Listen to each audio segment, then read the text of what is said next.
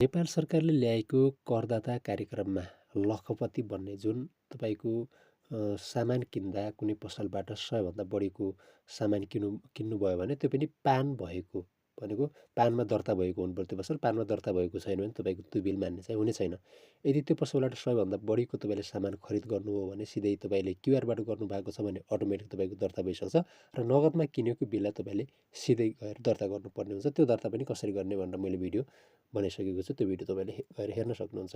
अब यहाँ तपाईँलाई मैले आजको यस भिडियोमा खासमा विनर्स देखाउन खोजेको हो। तपाईँले यहाँ सिधै विनर्स तपाईँले यहाँ भएको कुरा हेर्न सक्नुहुन्छ, त्यो पनि स्पेयरबाट।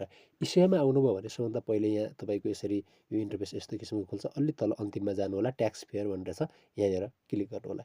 यहाँनिर क्लिक गर्नुभयो भने यहाँ यस्तो किसिमको इन्टरफेस खुल्छ। यहाँनिर विनरमा क्लिक गर्नुभयो भने सिधै विनर देखाउँछ। प्राइज पिरियड पहिला 1 देखि 15 अनि 16 देखि 31सम्मको यो कहिलेको त साउनको यो है, यो साउनको यसरी यहाँ हेर्न सक्नुहुन्छ।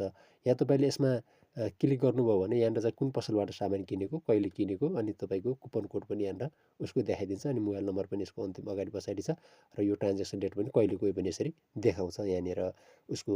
अनि यहाँनिर कुपन कोडहरू पनि देख्न सक्नुहुन्छ यसरी।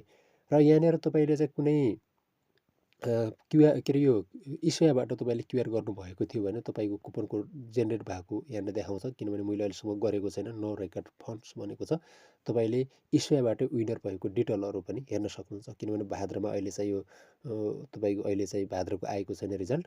1 देखि 15 गतेसम्म, 16 देखि 31 पनि अब आउनेवाला नै छ। किनभने आज कति भयो त तपाईँको 6 गते भयो होइन। त्यसैले यो साउन्डको चाहिँ तपाईँ विनर्सहरू हेर्न सक्नुहुन्छ यहाँ सबै कतिजना भएको छ र उनीहरूले पाएको पैसा पनि यसरी हेर्न सक्नुहुन्छ। डेली प्राइज भनेको चाहिँ यहाँनिर यसरी तपाईँले चाहिँ यहाँ गएर यसरी विनर्सहरू हेर्न सक्नुहुन्छ। यो कुपन कोड देखिराख्नु भएको छ, यो कुपन कोडले विनर भएको छ, उसले पैसा पाइसकेको छ। साथीहरू यसरी चाहिँ तपाईँ पनि सहभागी भएर तपाईँ पनि विनर हुनुभएको छ कि छैन भनेर चेक गर्न सक्नुहुन्छ।